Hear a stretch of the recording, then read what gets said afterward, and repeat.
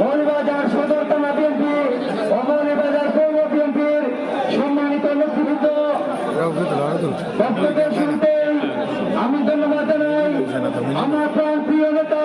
মৌলভীবাজারের মাটি ও মানুষের নেতা, যার মুখের দিকে তাকিয়ে লক্ষ লক্ষ জনগণ যে আছে,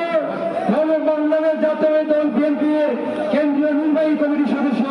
মৌলভীবাজার জেলা বিএনপির সাবেক সভাপতি, সাবেক সাংসদ জননেতা জনাব নাসির রহমান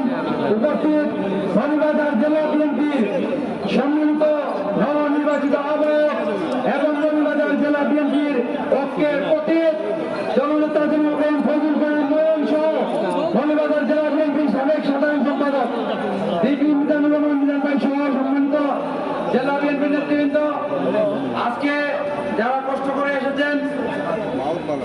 তাদেরকে ধন্যবাদ জানাচ্ছি। বিশেষ